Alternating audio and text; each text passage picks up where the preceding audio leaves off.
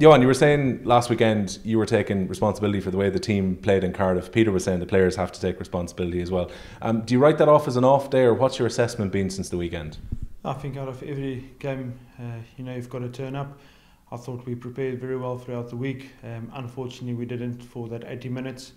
I said afterwards it's just not good enough. Unfortunately, if the team loses, it's always the head coach, and like I said, I take responsibility for that.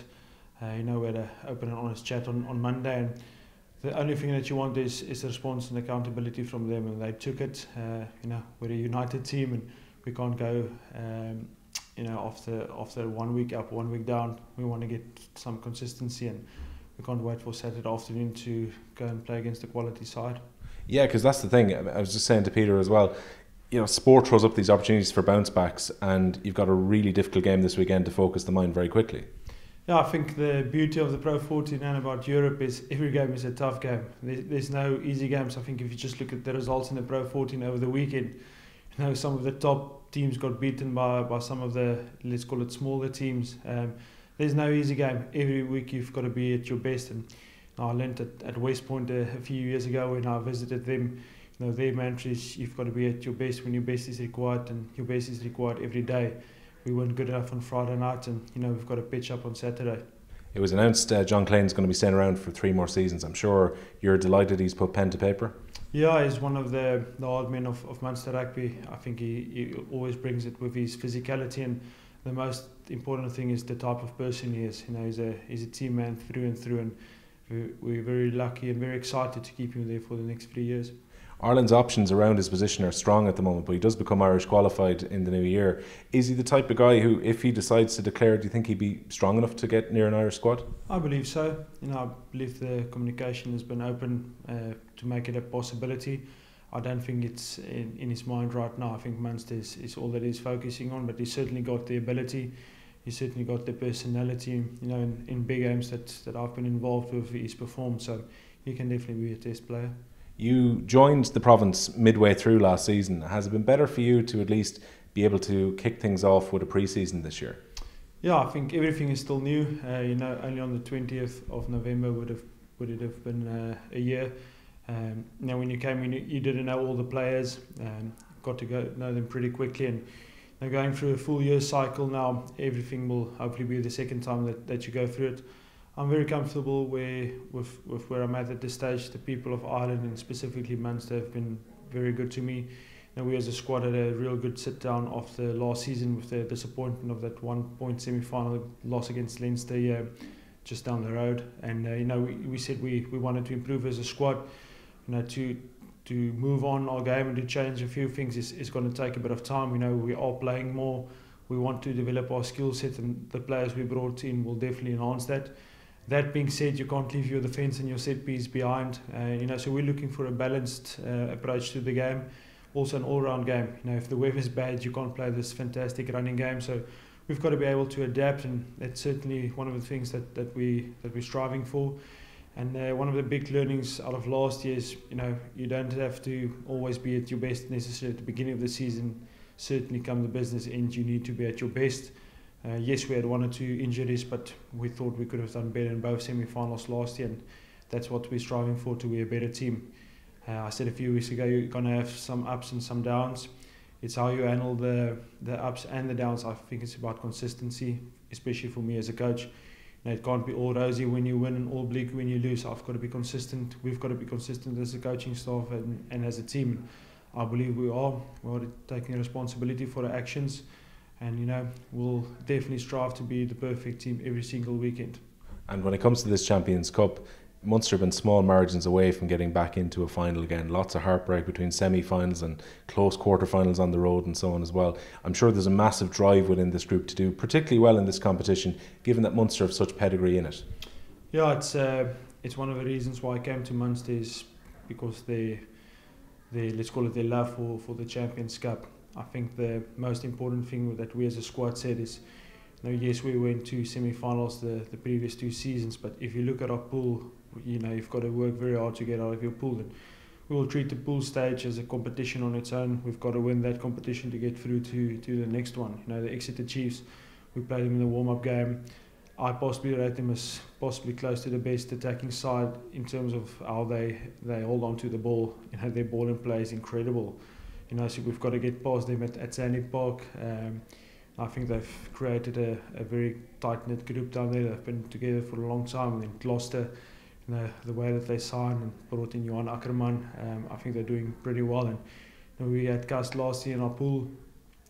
We got passed through them in our last pool game at Thomond Park, and after that they became the French champions out of, I think it was the 6th position. They just qualified for the playoffs, and all credit to them. So 4 quality sides in our pool, and that's what you want in the Heineken Champions Cup. I think there's quality teams in all pools, so it doesn't matter which pool you're in. You've got to get through a pool to get into a quarter-final. Is it a good or a bad thing to have Cast so quickly after you played them last season as well? Does that mean that you have the coaching notes already? I'm guessing that's a slight advantage. Or is it difficult to play a team so frequently? No, you just play whoever's in front of you. I've never been one to look at that. The balls came out, and the way those balls fell, that's the guys that you play. So you just adapt week to week. In previous years, Munster had a lot of ties with the Leicester Tigers and with Racing Metro. We don't have them at this stage, but it doesn't matter who you play. You've got to beat the guy in front of you. And if you just look at a pool, a lot of respect and a lot of history between especially ourselves and Gloucester and Cast, and new history to be written between Munster and Exeter. Jerry Flannery was saying yesterday about Conor Murray. He can't exactly put a time frame on exactly when he's back to playing games again. But would you have a hope that he might be back roughly in time for the start of the Champions Cup? Look, I can't comment on Conor's injury. I respect his request to not speak about his injury. I've been open and honest about that from the first day. All that I can say is in a very good headspace. He's training on the side of the field with our rehab staff. He's smiling. He's enjoying himself. And he's working incredibly hard, so things look very positive, but we'll just take it day by day, and as soon as he's declared fit, we'll definitely draft him into our team. He's one of our best players, and he's one of the players that must make Munster tick on and off the field, so we desperately need him.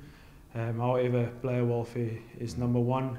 Whenever I'm the coach, I'll look after my player as well, and as soon as he's ready, he'll be back on the pitch. What's your assessment been of Joey Carberry's start with you so far? You don't read a lot as a coach from the outside. Obviously, there was a massive amount of hype.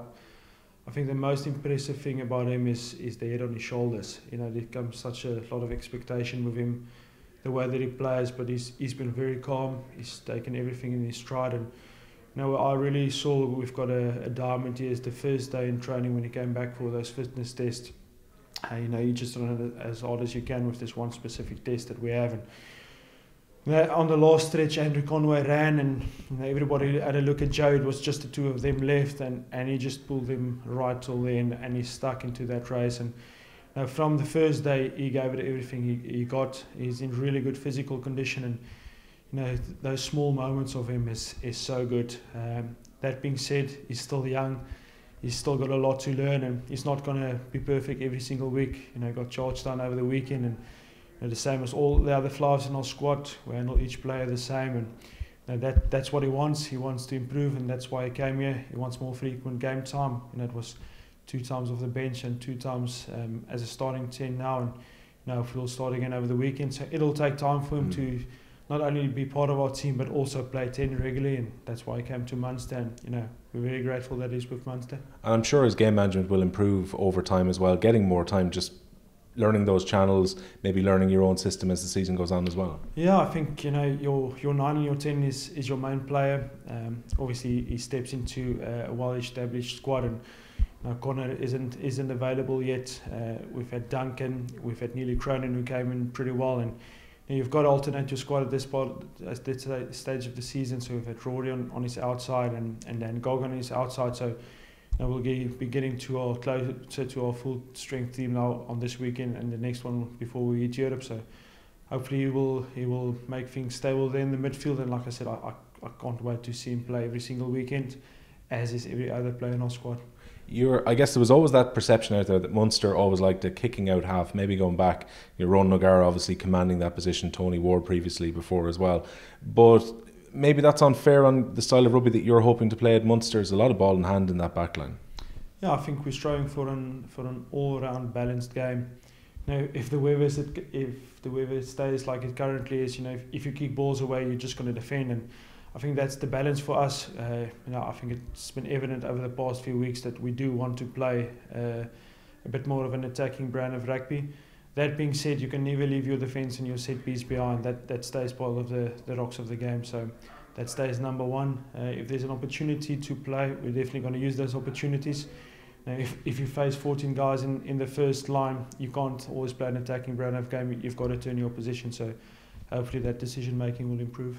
Given how unlucky you were with injuries last year, with a load of your key players getting injured second half of the season, I'm sure you're just thinking, I know you can't control injuries, that maybe the gods might be slightly kinder to you this season not to take so many players out. Yeah, I really hope so. It's one of the things you can't control. It's never an excuse. The 15 guys picked are the 15 guys available.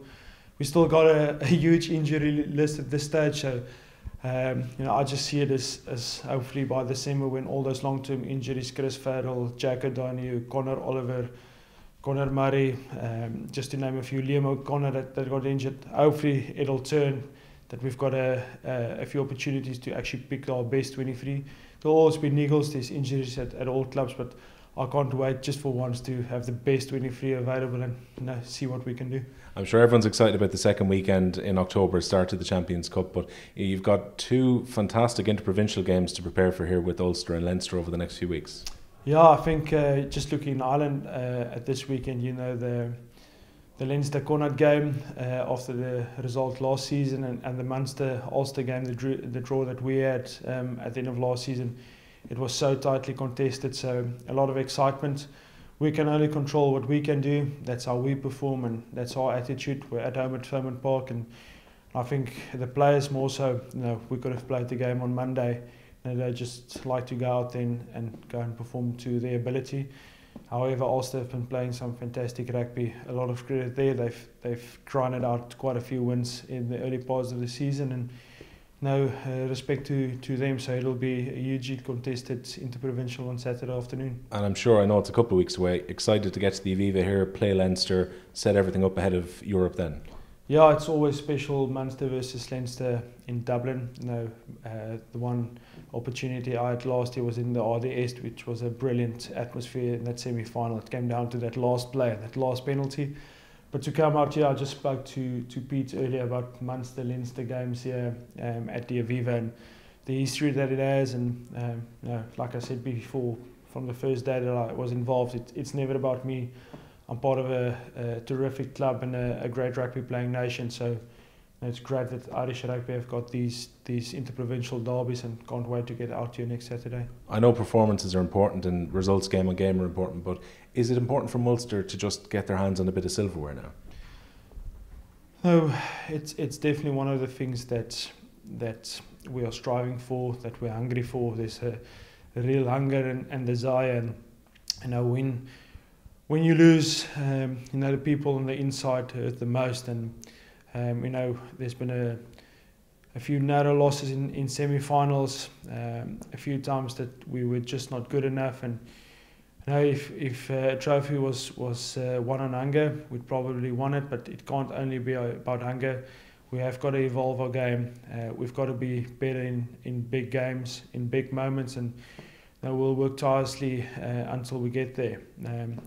It's definitely not easy, and you know, the injuries is part and parcel of the game, but you know, the trophy is only a result of what you do day to day, and you've got to be at your best, like I said, when your best is required, and that's every day. So we're just going to keep ticking away, fighting day by day, play by play, and you know, if we get the opportunity at the end of the year to get close to one, we're going to give it our best shot. Johann, thanks for your time, and the best of luck at home park this Saturday. Thank you very much.